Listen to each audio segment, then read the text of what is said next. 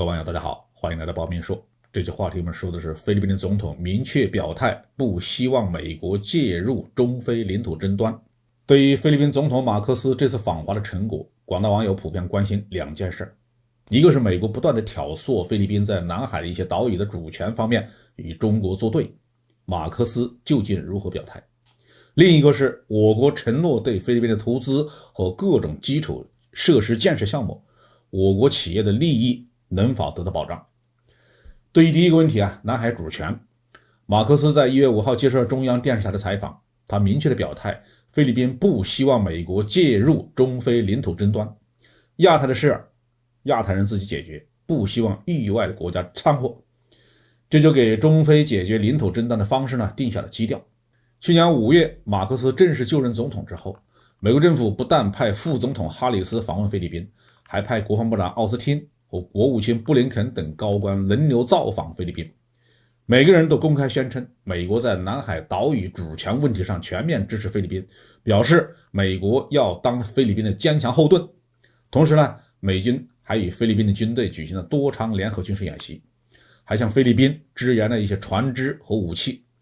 这一切都是在挑唆菲律宾与中国直接发生冲突。在西方媒体的操作和洗脑下，菲律宾国内的舆论和民意也给马斯克施加了很大的压力，要求马克思在主权问题上对中国更加的强硬。但我们看到，在过去的半年中，菲律宾与中国并没有发生什么重大冲突。应该说马克思顶住了来自国内和国外的双重压力。对于第二个问题，中国对菲律宾的投资利益的保障问题，其实我国政府和企业对菲律宾国内的复杂情况是有所考虑的，对于投资项目的风险也是十分清楚的同时也是十分谨慎的。这一次中菲签署的228亿美元的投资承诺基本上只是意向书，并不是实际的合同。中国企业还要经过进一步的考察和分析，才会决定是否投资。这次马克思访华还带了一个重要人物，菲律宾的前总统阿罗约。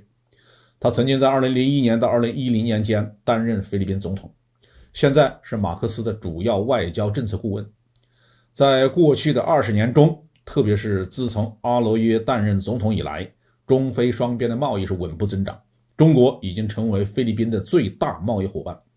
如果马克思能够采取实际行动，对中国的投资加以保护，也许这一次能够取得一些突破。从马克思这次访华的成果来看美国挑唆菲律宾与中国冲突的阴谋基本上就要失算了。但是我们必须清楚菲律宾与美国关系的密切性和复杂性。历史上菲律宾从1898年到1946年的7月4号独立日之间，一直是美国的殖民地。美国作为菲律宾的前殖民宗主国，在菲律宾国内是培养了大批的亲美势力。菲律宾的整个政治体系乃至国家大部分的法律制度都是直接拷贝美国，连独立日都选择和美国的同一天。美菲在1951年8月份签订了共同防御条约，规定一方受到外部势力的攻击，另一方需要提供支持。这个条约至今仍然有效。目前对中国安全影响最大的一个条约是菲律宾在1998年2月与美国签署的访问部队协议。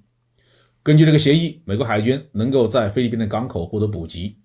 美军的飞机也可以在菲律宾的军用机场降落加油。